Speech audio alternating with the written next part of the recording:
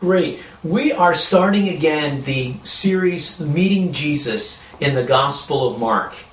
And we began this series back in February. I'm so excited that you as teachers are taking the time to discuss the sermons with your class because, as you know, as people, it's so easy for us, especially when we come to reading about Jesus in the Gospels, to just brush by very quickly what happens there. It's almost like we're on a drive to or from our home, and the places that we pass just blend into the landscape. We know as we go to the Gospels, for instance, that as Jesus shows up on the shore, as he does in Mark chapter 1, our text for today, from verses 16 to 20, that he's going to call out to the disciples, and they're going to respond to him, just as they always have. But there's a point where we can very easily miss the details and what's going on here, and maybe not be surprised by how shocking what's happening is what's going on in the text. So I encourage you, even as you begin the series, to maybe consider reading through the Gospel of Mark, which is something I did this week.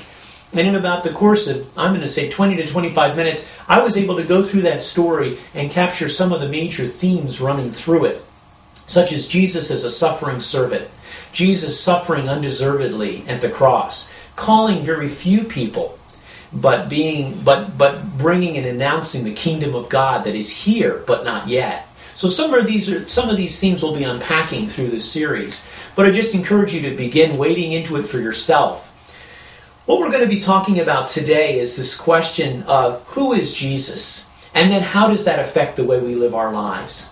In John's Gospel, what's so jarring or shocking about it as you read the text in chapter 1 of Mark 16 to 20 is that Jesus shows up and invites the disciples to follow him, but there's no persuasive speech. There's no miracle that's mentioned that convinces them to follow him. They don't even ask any questions. It just appears that they are just ready to follow Jesus because of who he is. And that's the question we want to wrestle with today. Who is Jesus? How do we understand Jesus, and how has our understanding of Jesus developed over time? I think there were three ways that they saw Jesus that are key. One is they saw Jesus as God of the universe, even though he was disguised as an ordinary man. They also saw that Jesus was God of all authority, disguised as a man without credentials. He wasn't someone that came to them with a great resume. And yet they still listened to him because they saw that the way he acted was with authority.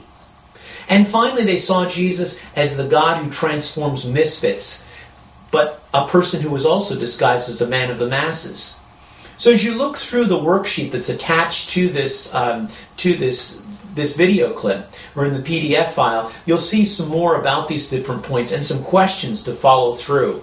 I think the main thing that would be important to be asking is not only who is Jesus, but then how does that affect the way we live our lives? And the question that I'd encourage you to be asking at the end of this is, what about our priorities? How does God desire to change the way we're living our lives? And there'll be three ways that God tends to use as catalysts or motivators. Sometimes they're needs that we see. Sometimes it's the way God has wired us or made us. Or sometimes it's experiences that we've had. And oftentimes as we look at the way God uses these in our lives, we find ways to be able to be a part of God's kingdom work in the world.